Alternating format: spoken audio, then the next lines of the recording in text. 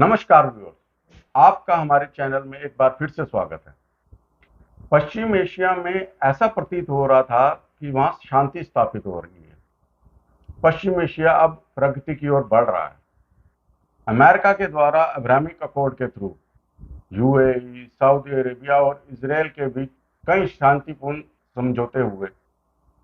China ने भी इसमें पहल की और शिया सुन्नी डिवाइड को बांटने की कोशिश की, लेकिन अचानक से हमास के द्वारा 5,000 दाग दिए गए इजराइल की तरफ।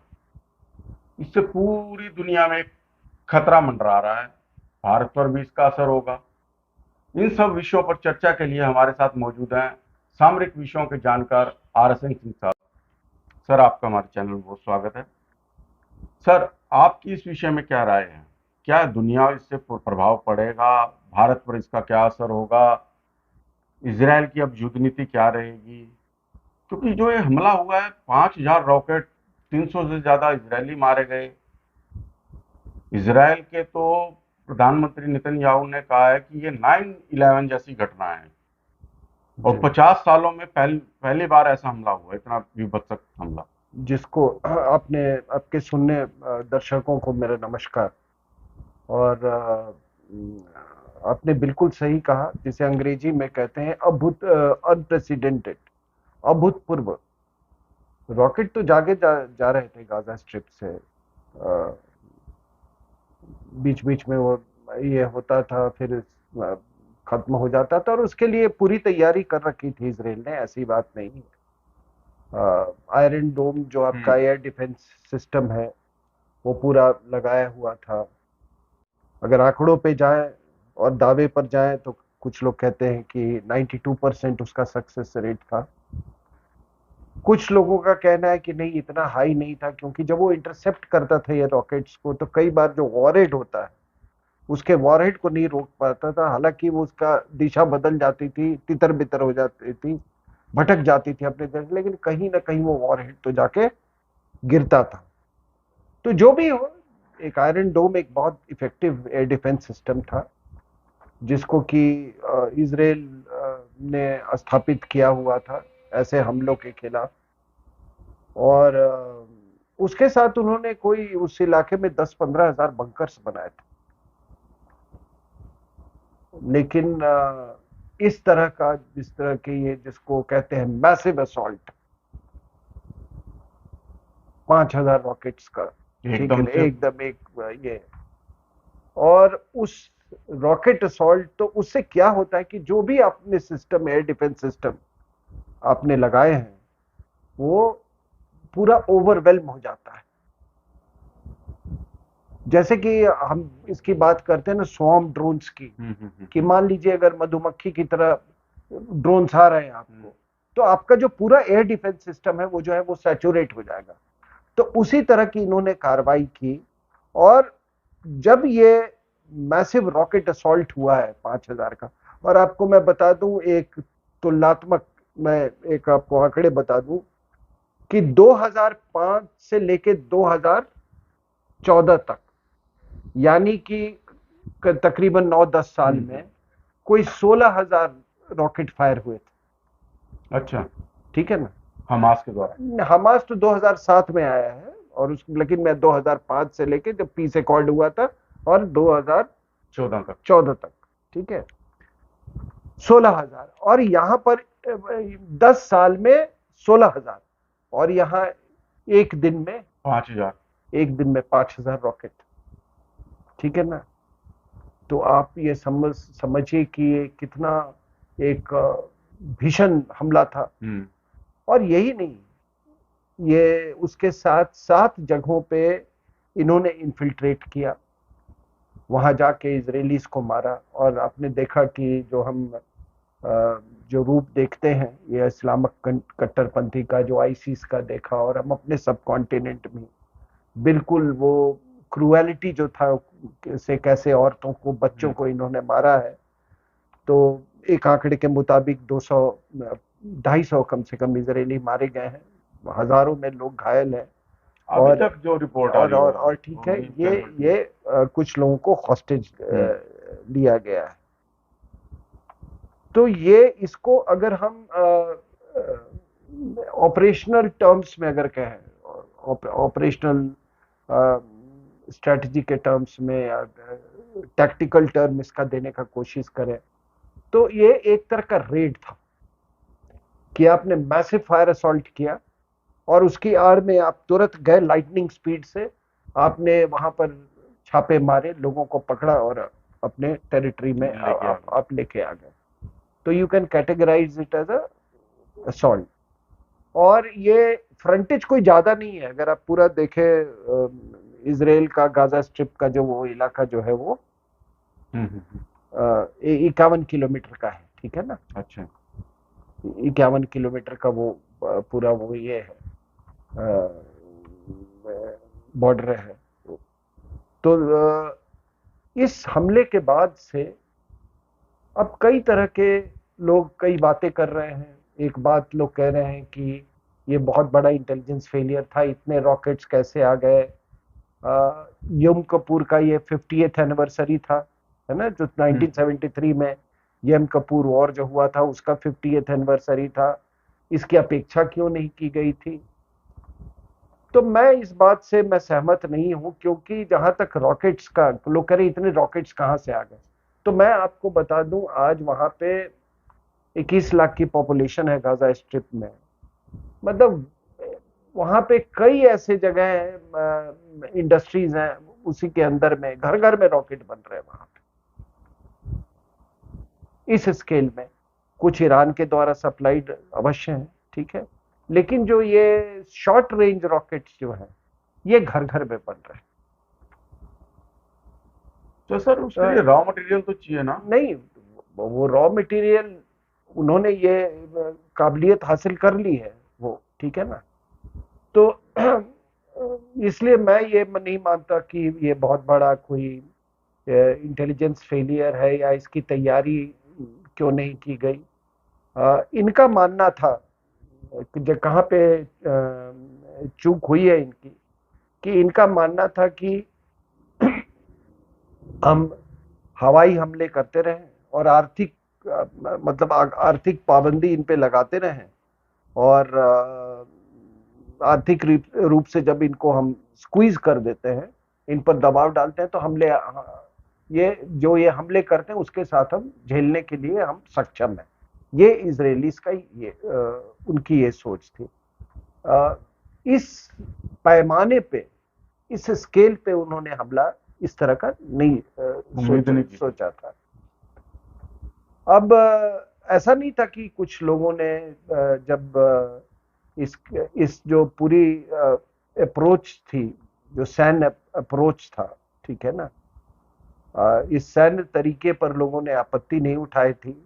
वहां के डिफेंस मिनिस्टर एविडगोर लिबरमैन जो डिफेंस मिनिस्टर थे, उन्होंने 2018 में रिजाइन कर दिया था। उन्होंने कहा था कि इनके साथ कोई इनके रहमी मत बरतो इनके साथ, ठीक है, और आप ग्राउंड ऑपरेशंस करो। उनकी ये मान्यता थी, और इनको एक बार में ध्वस्त कर दो। लेकिन कुछ अंतरराष्ट्रीय समीकरण ऐसे बने उस समय कि काफी शांति वार्ताएं चल रही थी, और ऐसे ऐसे कूटनीतिक क्षेत्र में इतने बड़े कदम उठाए गए थे अमेरिका के द्वारा, ट्रंप के द्वारा, कि आपने सही कहा कि ऐसा लगता है था कि अब वहां पर शांति होगी, और शांति के बाद, और आपने ये भी कहा कि ऐसा लग रहा था कि जैसे इस्लामिक कट्टरपंथ अब अपने निकास के रास्ते पे है। और ये आपका सोचना या किसी का सोचना गलत भी नहीं था, क्योंकि प्रिंस सलमान, आपने देखा कि उन्होंने कट्टरपंथ इस्लाम के खिलाफ उन्होंने कितनी कार्रवाई की। वो सऊदी अरेबिया की पूरी संस्कृति बदल रहे थे, ठीक है ना। औरतों का वहां पे इमांसिपेशन हो रहा था, वो उन क्षेत्रों में आ रही थी जहाँ पे पहले कभी नहीं देखी गई थी। स्टेडियम में वहां औरतें देखी जा रही थी, कई जगह पे वो बॉर्डर जो पॉइंट्स है वहां पे औरतों की नियुक्ति हो रही थी। तो तमाम ये चीजें हो रही थी वहां पे। और सबसे बड़ी बात है कि आपने बिल्कुल सही कहा कि सऊदी अरेबिया और खास करके यूएई इसका बहुत इसका असर पड़ा। आप अगर आज यूएई चले जाएं तो आपको जैसे इजरायली टूरिस्ट का वहां तांता लगा रहता है, इजरायली पर्यटकों का, और बहुत सौहार्दपूर्ण रिश्ते बन रहे थे, उभर रहे थे।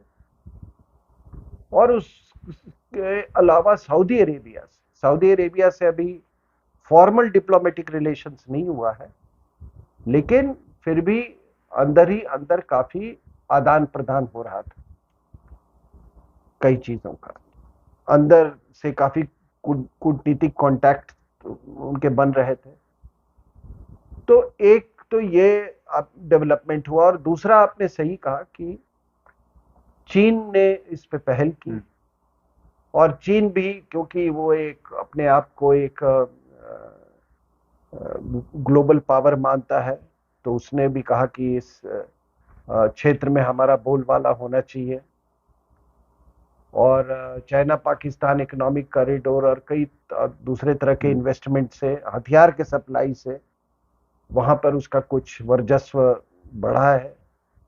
ईरान चाइना पाइपलाइन की बात हो रही है, तय हो गया है। सैकड़ों बिलियन डॉलर ने उसने अनाउंस किया है कि मैं चाइना में, ये ईरान में इन्वेस्ट करूंगा। तो चीन ने सऊदी अरेबिया और ईरान के बीच में मध्यस्थता करने की कोशिश की। अब ये सैकड़ों साल से ये इस्लामिक दुनिया में जो दो हिस्से हैं, एक शिया दुनिया, the Shia world and the Sunni world, इन दोनों के अगर इसका सरगना है इस सुन्नी वर्ल्ड का, तो सऊदी अरेबिया अपने आप को मानता है अरब वर्ल्ड। और दोनों का ये मानना है कि हम इस्लाम के असली हम ठेकेदार हैं, हम इस्लाम के असली रहनुमा हैं। इसलिए जब भी अरब इजराइल के वॉर के बाद जब ये पूरे अकॉर्ड्स हुए, ठीक है ना, 1979 में अकॉर्ड्स हुए, 1993 में अकॉर्ड हुए, तो ईरान का ये कहना था कि इन्होंने हालात के साथ समझौता कर लिया है और इस्लाम को इन्होंने बिल्कुल अबेंडन कर दिया है ये अरब देशों में। तो उस समय से इनकी कटुता ही नहीं, दुश्मन वाले जो रिश्ते हैं इनके बीच में है, उसको इन्होंने आपने जैसा कहा कि पाटने की कोशिश की। और इन्होंने बहुत साल के बाद सऊदी अरेबिया और ईरान ने ये इस बात के लिए तैयार हो गए कि हम अपने कूटनीतिक रिश्ते जो हैं, डिप्लोमेटिक रिलेशंस, वह पुनः स्थापित करेंगे, हम अपनी दुश्मनी को दूर करने की कोशिश करेंगे। ये सारी चीजें हो रही थी। अब हो क्या रहा था कि आपको ये मालूम होना चाहिए कि हमास का अगर कोई सबसे बड़ा बेनिफैक्टर जो था, जो उसको हथियार और पैसे जो सप्लाई करता था, तो वो था ईरान, सीरिया। तो वो ईरान इसको हमास को भी देता था, लेबनान में हिजबुल्लाह को भी देता था, ठीक है, सीरिया में भी कुछ जो ऐसे तत्व हैं उनको भी देता था। अब ये जो हमने जो ये शांति वाली जो पहल हमने देखी अमेरिका और चीन और इसके द्वारा, तो ऐसा शायद हमास को लगा कि वो अब बिल्कुल वो रिडंडेंट होते जा रहे हैं। अब उनको कोई दुनिया में उनको कोई पूछने वाला नहीं, ठीक है। एक दूसरे ही ट्राजेक्टरी पे ये पूरा जो वेस्ट एशिया है ये चल पड़ा है, और ये सब पैलेस्टीनियन इशू जो है वो ठंडे बस्ते में उसको डाल दिया गया है। तो उनके लिए भी ये एग्जिस्टेंशियल क्राइसिस था, क्योंकि ये तो टेररिस्ट ऑर्गेनाइजेशन है। और लोग इस बात को समझ लें कि ऐसा नहीं है कि उनको ये नहीं, उन्होंने ये फैक्टर किया होगा कि इसका रिएक्शन क्या होगा हमास में, लेकिन वो एक इस्लामिक टेररिस्ट ऑर्गेनाइजेशन है और सैकड़ों उन्होंने सुसाइड बॉम्बिंग्स किए हैं। तो वो एक सुसाइडल एक्शन जो है उसका उनसे उम्मीद की जा सकती है वो कि अगर रिटेलिएशन होगा इसराइल से, हाँ, तो मरने के लिए तो पहले वो बैठे वो साइड के लिए। वो मरने के लिए तैयार है। तो अब सवाल उठता है कि इसका दुनिया, विकल्प के हाँ, दुनिया पे क्या असर होगा, जी खास तौर पे भारत के लिए। नहीं नहीं, दुनिया दुनिया के असर ऐसा है कि एक तो मैंने कहा कि क्योंकि वो बिल्कुल अपने आप को अलग थलग महसूस कर रहे थे, अकेला महसूस कर रहे थे, अबेंडेड महसूस कर रहे थे, तो उनको ये था कि इसको कहीं ग्लोबल सेंटर स्टेज में लाया जाए, ये पूरे पैलेस्टीनियन प्रॉब्लम को, और इसलिए इस्लाम के नाम पर लोगों को इकट्ठा किया जाए। अब है क्या कि कल मैंने कुछ प्रक्रियाएं देखी पाकिस्तान के शहबाज शरीफ के, उधर तालिबान के तरफ से भी आया है अफगानिस्तान में, और कई लोग। तो सबसे पहली बात तो बुनियादी बात यह है कि आप हमास को क्यों केवल आप उसके सपोर्ट में उतर रहे हैं? अगर पैलेस्टीनियंस का मामला है तो वेस्ट बैंक जैसे इजराइल है, तो जब शांति समझौता हुआ तो एक टेरिटरी दिया मेडिटेरेनियन से लगा हुआ गाजा स्ट्रिप, ठीक है ना, जिसको 45 किलोमीटर और 6 से 10 किलोमीटर, 45 किलोमीटर, तो वो वॉशिंगटन डीसी के बराबर है वो साइज में, ठीक है ना, 21 लाख पॉपुलेशन। लेकिन यहाँ पे ये आपका पैलेस्टीनियन अथॉरिटी भी, ये दूसरा एक एनक्लेव जो है इस तरफ है, जॉर्डन की तरफ है, ठीक है ना, जिसको वेस्ट बैंक कहते हैं। अब वेस्ट बैंक के साथ इनका जो करीब 207 किलोमीटर नहीं 307 किलोमीटर का वो है, बॉर्डर है या फ्रंटियर है इस तरीके। तो वहां पैलेस्टीनियन अथॉरिटी है, वहां मोहम्मद अब्बास वो रूल कर रहे हैं, बुजुर्ग आदमी है, 87 के ईयर्स के हैं, लेकिन उन लोगों ने तो कब इस पे कोई कार्रवाई नहीं की है। वो तो हमास से खुद त्रस्त थे, समझ रहे हैं? वेस्ट बैंक में 2007 में इन्होंने जबरदस्ती इन्होंने सत्ता छीन लिया था, ठीक है, और इनके पूरे वो तरीके टेररिस्ट थे, और इनका डिमांड था कि हमें ये शांति वांति होनी चाहिए, हमको तो वही टेरिटरी चाहिए जो 1967 के पहले थे, वॉर के पहले, ठीक है। तो अब आगे आप इसका असर क्या पड़ेगा? अब इसराइल के लिए आप देखिए, इसराइल के नॉर्थ में लेबनान है, ठीक है, वहां पे हिजबुल्लाह है, इस तरफ ईस्ट में सीरिया है, और यहाँ पे हमास है, ठीक है, वेस्ट में। साउथ में इजिप्ट है। इजिप्ट में जो अल सीसी है वो हमास से काफी वो क्षुब्ध है, क्योंकि सीसी का जो उनके जो प्रतिद्वंदी हैं इजिप्ट के अंदर में, वो है आप ये मुस्लिम ब्रदरहुड है, समझ गए? वो मोरसी जो था वो जिसको हटा के वो दोबारा सत्ता में आया सीसी, तो उनका मानना है कि ये मुस्लिम ब्रदरहुड के लोग इनका संरक्षण प्राप्त है, हमास का या गठजोड़ है। तो इजिप्ट तो शायद इसमें दखल अंदाजी नहीं करेगा, लेकिन आज की जो खबरें आ रही हैं कि वो लेबनान फ्रंट पे भी कुछ हो रहा है, ठीक है ना। हालांकि लेबनान के साथ 79 किलोमीटर का बॉर्डर है, लेकिन वहां पर भी ये सब कुछ क्लैशेस हो रहे हैं, ठीक है। वहां पर भी ये एंटी इजराइल जो हिजबुल्लाह ग्रुप है उसको भी ईरान का समर्थन है, तो एक फ्रंट उधर है। अब इधर कहीं सीरिया की तरफ एक फ्रंट न खुल जाए, अच्छा, उसके बाद कोई एक तरफ मेडिटेरेनियन है, ठीक है ना। ऐसी परिस्थिति शायद दुनिया में कठिन परिस्थिति, जिसको स्ट्रैटेजिक लोकेशन कहते हैं, इतना डिफिकल्ट स्ट्रैटेजिक लोकेशन दुनिया में किसी भी देश का नहीं है, ठीक है ना। चारों तरफ से वो मुस्लिम वर्ल्ड से घिरा हुआ, पूरा बीच में एक ये एक तरह का एक द्वीप कहिए, एक जूइश यहूदियों का एक द्वीप चारों तरफ ये अरब के मुसलमान। लेकिन आप लोग आपने पूछा कि भारत पर क्या असर पड़ेगा। बाकी में छोड़ दीजिए कि इसका सामाजिक रूप से इसका हमारे राजनीति पे क्या असर पड़ेगा। आप कभी नक्शे को देखें और इजराइल का स्ट्रेटेजिक लोकेशन आप देखें।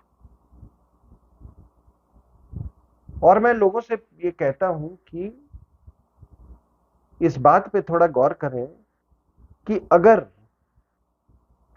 इजराइल नहीं होता तो क्या होता। लेकिन इससे पहले एक और सवाल ये मुझे याद दिलाइएगा कि अगर इजराइल नहीं होता तो क्या होता। यहां पर ये लोग कहते हैं कि नहीं, ये तो हमारी जमीन थी, ये अरब्स की थी, ये पैलेस्टीनियंस का था, ये बाहर से आए। ये अब सबसे बड़ा सवाल, और कई साल हमने अपने जो डिप्लोमेसी थी इजराइल को लेके इसी में गंवाई हमने, कि नहीं नहीं ये बाहर के लोग आए और पैलेस्टीनियंस को, हमारे जो मुस्लिम, हमारा जो वोट बैंक है उनको अपीज करने के लिए हमने किया। एक सवाल आपसे पूछता हूं कि पहले कौन था वहां पे उस जमीन पर। और इससे बहुत सारी ये हकीकत हमारे साथ भी जुड़ी हुई है। पहले तो यहूदी लोग ही थे वहां पे, उसके बाद क्रिश्चियन है, हाँ फिर जाके, हाँ बिल्कुल, फिर ये लोग आए। हाँ। ठीक है, तो ये कौन से कानून में लिखा हुआ है कि जो सबसे बाद में आता है जमीन उसी की हो जाती। बिल्कुल सही। ये कश्मीर पर भी लागू होता है और हिंदुस्तान पे भी लागू, और जब बाबरी मस्जिद की बात होती तो उस पर भी लागू होता था कि ये कहां लिखा है कि जो बाद में आया जिसने जमीन ले लिया उसी की हो गई जमीन।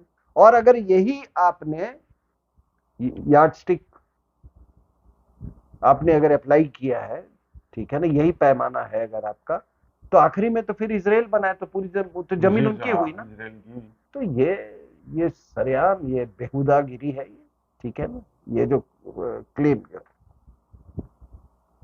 अब हम आते हैं उस सवाल पे कि अगर इजराइल नहीं होता तो क्या होता। तो आप नक्शा देखिए, पूरे इस इस्लामिक वर्ल्ड में के छाती में इजराइल जो है एक डैगर की तरह। अगर इजराइल नहीं होता तो एक बिल्कुल कंटिगुअस वो लगातार जो इस्लामिक वर्ल्ड है, इस्लामिक वर्ल्ड, हाँ बिल्कुल, ठीक है ना। और ये आपको नॉर्थ अफ्रीका और वेस्ट एशिया को दो भागों में बांटता है। इसलिए ये स्ट्रेटेजिकली हमारे लिए बहुत इंपॉर्टेंट है। वरना ये सारे इस्लामिक देश मतलब एक एक एक तरह का ये ब्लॉक हो जाते, ठीक है ना। और दूसरी बात कि इजराइल, ये मत भूलिएगा कि उसके उस स्वेज कैनाल के साथ भी लगा हुआ है। वो रेड सी भी उस इलाके में, ठीक है ना, स्वेज कैनाल और रेड सी। और आपको मालूम है कि स्वेज कैनाल कितना इंपॉर्टेंट है। बिल्कुल। अगर इजराइल नहीं होता तो ये तो कुछ भी कर देते, ये तो पूरी दुनिया को ब्लॉक कर सकते थे स्वेज कैनाल पे, ठीक है ना। इनका जो रवैया है, ठीक है। 1956 में जब इसने नेशनलाइज किया था इजिप्ट, नासिर ने स्वेज कैनाल को, तो हाहाकार मच गया था। पूरा फ्रांस की सेना, ब्रिटेन की सेना वहां पर इकट्ठी हो गई थी, ठीक है। तो अगर इजराइल नहीं होता तो आप देख लीजिए कि हमारे यहाँ मतलब इसका क्या असर हम पर पड़ता। अब है क्या कि अब इजराइल के पास अगर सैनिक रूप से देखें तो अभी क्या उसके पास विकल्प है। तो मैं टेलीविजन चैनल पे था, टाइम्स नाउ पे, एक महिला इजरायली फोर्सेस की थी, रिटायर्ड कोई कर्नल थी, उनका भी नाम आयसिन था। तो वो जब भी आयसिन बुलाता था एंकर तो मुझे लगता था आरएसएन बोल रहा है ना। तो कल वो काफी कंफ्यूजन भी हुआ उसमें। तो वो मैंने उनको कहा, और एक दो और इजराइल के एक्सपर्ट्स थे, मैंने कहा देखिए कि उन्होंने जो ये हॉस्टेजेस लिए हैं उसके कारण अगर आप कैपिचुलेट कर जाते हैं, आप उनकी बातें मान लेते हैं, उनका तो यही होगा कि आप बार्गेनिंग, तो अगर कैपिचुलेट कर गए तो इसराइल खत्म, फिर इजराइल का कोई अस्तित्व नहीं बन जाता है। और मैंने कहा कि इसका एक ही विकल्प है कि आपको पूरे गाजा स्ट्रिप को जमीन पर ध्वस्त करके जमीन को बराबर कर देनी होगी। जब आपके एग्जिस्टेंशियल क्राइसिस आ जाए, ठीक है ना, तो मैंने कहा कि कितना भी आप बलिदान दे दो वो भी कम होगा। हमास भी एग्जिस्टेंशियल क्राइसिस लड़ रहा है, इसराइल भी एग्जिस्टेंशियल क्राइसिस ये कर रहा है। लेकिन अभी ये सबसे इंटरेस्टिंग होगा कि इसमें कौन सा, as a student of military, as a student of warfare, मैं ये देखना, ये मेरे लिए बड़ी रुचि की बात होगी कि आखिर में कौन सा विकल्प अपनाते हैं, क्योंकि इसमें ग्राउंड अटैक जितना लोग आसान समझ रहे हैं उतना है नहीं।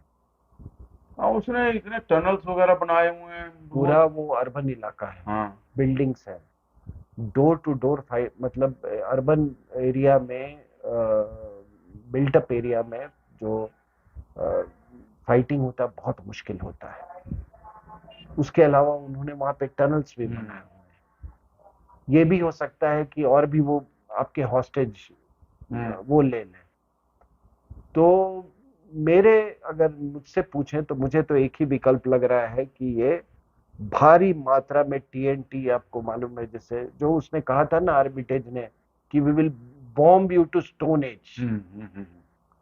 अगर एंड्योरिंग ये करना है तो तब तक इनकी बॉम्बिंग जारी नहीं होनी चाहिए जब तक ये हाथ खड़े ना कर दें ये लोग, नहीं तो इसका कोई एंड्योरिंग सोल्यूशन नहीं होगा। ठीक है, और मैं इसमें कहीं भी मैं ये बीच का रास्ता मैं नहीं देखता हूं इसमें।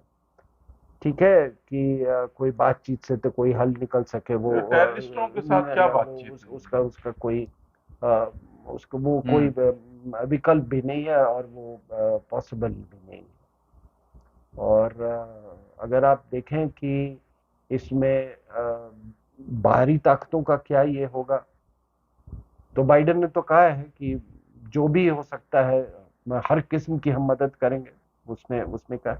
और एक बात याद रखिएगा कि इजराइल में जो जूइश डायस्पोरा है यूएसए में वो बहुत पावरफुल है और इलेक्शन आने वाले हैं। ठीक है ना, अभी हमारी डायस्पोरा भी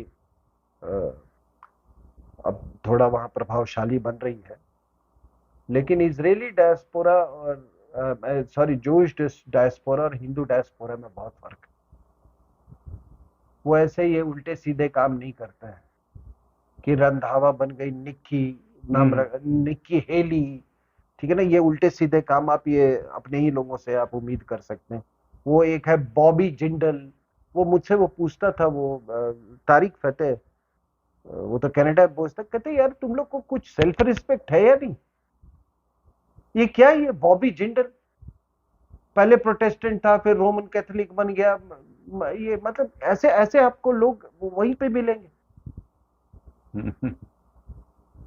लेकिन आपको ये एक बात मैं बता दूं, जूस के साथ ऐसा नहीं, वो यहूदी लोग वो जानते हैं 2000 साल तक दुनिया में, दुनिया भर के देशों में वो अपना होली बुक और अपनी वो लिए हुए, वो 2000 साल तक उन्होंने सफर किया, प्रताड़ित हुए, तो उनको मालूम है कि हमारा मतलब इजराइल का क्या महत्व है। और आपको एक मैं बता दूं, और बहुत लोग वो मोनिका लेविंस्की की बात करते हैं। मोनिका लेविंस्की एक बहुत बड़ी जोइश भक्त थी और उसने अब इजराइल को बचाने के लिए उस स्तर पर भी, उस स्तर पे जाने का भी, गुरेज ने किया। उसका उस स्तर पर भी जाने का उसने उसने बदनामी सहा। नाम के साथ अपने देश के लिए, नाम तो सभी कमाते हैं, सब लोग चाहते हैं मैं हीरो बन जाऊं, मेरी मूर्ति बन जाए, लोग मेरी मूर्ति पर माला पहनाए, लेकिन देश के लिए बदनामी उठाना ये सबसे बड़ी कुर्बानी है देश के लिए। तो इसीलिए मैं कह रहा हूं कि there is no price big enough जब आपकी एग्जिस्टेंशियल क्राइसिस की बात आती है। और क्या देश है साहब, एक वहां के एक्स प्राइम मिनिस्टर है नफ्ताली बेनेट, वो उन्होंने कहा कि मैं दोबारा वो सेना में शामिल होने के लिए उन्होंने वो आ गया है। तो ये अब आप हिंदुस्तान के संदर्भ में अगर ये बात करें तो ये भी एक जो भी अपने हमास के जो कार्रवाई, और मैं हमेशा इस बात को कहता हूं कि देखिए लोग हमेशा सोचते हैं कि 71 की लड़ाई ही एक युद्ध का तरीका है, युद्ध पद्धति है। नहीं, कई तरह के कंस्ट्रेंट्स होते हैं। कारगिल में अपने कंस्ट्रेंट्स देखे, एलओसी के नहीं क्रॉस करना, ये नहीं करना है, ठीक है। हमारे पास आखिरी वक्त वो जो लड़ाई के वक्त अमेरिकन ने अपना जीपीएस सिस्टम नहीं दिया था, इसलिए हवाई कार्रवाई नहीं हो सकी। तो ये भी एक तरीका है जो कि हमको इसका अध्ययन करना चाहिए, क्योंकि एग्जैक्टली ये वाली टेक्निक तो नहीं, लेकिन इसी का मॉडिफाइड टेक्निक कल को हो सकता है पाकिस्तान एलओसी पर करे।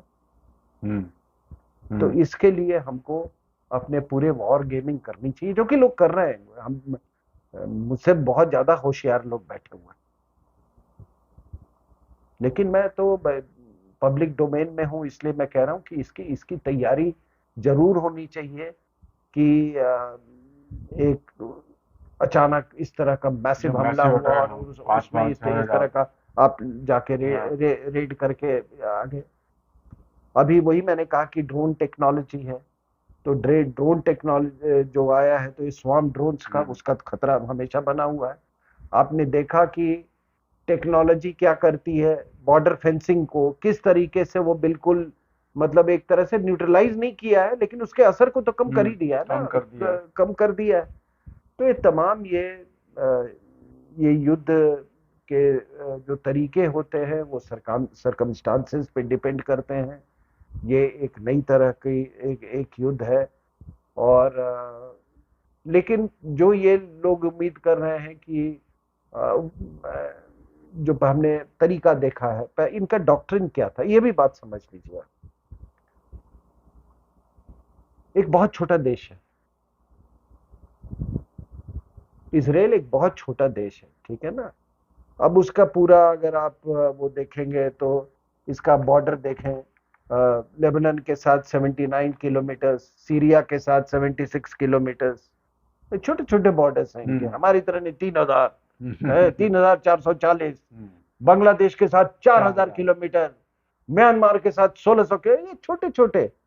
Lebanon 79 kilometre, Syria 76 kilometre, Jordan 238 kilometre, Egypt 266 kilometre, हमारा नेपाल के साथ 1800 किलोमीटर है भूटान के साथ 550 किलोमीटर। तो एक बात मैं कह रहा हूं, तो ये बहुत छोटा देश है, तो इनके पास स्ट्रैटेजिक डेप्थ नहीं, इसलिए वेट नहीं कर सकते ये कि तुम अंदर आओ फिर हम तुमको नहीं। हम वो कहते अंग्रेजी में जिसको कहते हैं ट्रेडिंग स्पेस फॉर टाइम, कि ठीक है अंदर आओ। जैसे चाइनीज का है ना, उनका डॉक्ट्रिन नहीं था, कोई बात नहीं आप अंदर आओ, फिर हम आपको अंदर आके देख लेंगे हम, ठीक है। माओ का यही डॉक्ट्रिन था, ठीक है ना, कि हम ऐसे हम क्यों आपसे मुंह लगने जाए, वहां पे हम गुरिल्ला वॉरफेयर से अंदर में आपको ठोकते रहेंगे, अंदर आके तो देखो। उनके लिए वो लग्जरी नहीं। तो इसलिए इजराइल का जितना डॉक्ट्रिन है वो प्री एम्प्टिव रहा है, कि अगर उनको ये पता चलता है, अगर उनको ऐसा लगता है कि ये एक पोटेंशियल खतरा है, यहां से खतरा, उसको जाके वो जैसे इराक में उसने हमला कर दिया, वहां पर जाके उसने जो न्यूक्लियर वो था ईरान का, वहां पर हमला कर दिया। और आज भी अगर ईरान को ये ऐसा इजराइल को अगर ये महसूस होता है कि कोई देश हमास के सपोर्ट में वहां से कुछ कार्रवाई करेगा या वहां से अपने सैन्य सामान उसको मुहैया करवाएगा, हो सकता है कि ये लोग पहले ही प्रीएम्प्ट कर दें। ये इंतजार नहीं कर सकते ये लोग। ठीक है, तो ये जो आप मिलिट्री डॉक्ट्रिन बनाते हैं वो भी परिस्थिति के अनुसार बनाते हैं। तो इसलिए आप कह रहे हैं कि इसका क्या स्वरूप होगा, तो मैं भी नहीं जानता इसका स्वरूप क्या होगा। दूसरा, इसका इस्लामिक वर्ल्ड पर क्या असर पड़ेगा। अब इस्लामिक वर्ल्ड तो मैं बहुत दुविधा में कि भाई इनके साथ जाएं कि इनके नहीं जाएं। कुछ लोग कहेंगे आपने इस्लाम का ये वास्ता छोड़ दिया, तो वो भी एक बहुत ये देखने वाली एक रुचि वाली बात होगी, इंटरेस्ट वाली बात होगी। लेकिन इस बीच मुझे सबसे अच्छा जो बयान लगा वो भारत की तरफ से था, बिल्कुल क्लियर, अनएम्बिगुअस, बिल्कुल कहीं कोई इफ मतलब वो जिसको कहते हैं एम्बिवेलेंस ना इधर ना उधर, नहीं, बिल्कुल क्लियर, अनएम्बिगुअस। ठीक है, वो हमारे इंटरनेशनल ऑर्डर में हमारे स्टॉक को दिखाता है, उसको जाहिर करता है। और मैं तो यही कहूंगा कि हमने किसी का ठेका नहीं लिया हुआ है, हमने इस्लामिक वर्ल्ड का ठेका नहीं लिया हुआ है। हम तो भारत के जो हित में होगा हम उसके पक्षधर होंगे, और इजराइल हमारे पक्षधर में है।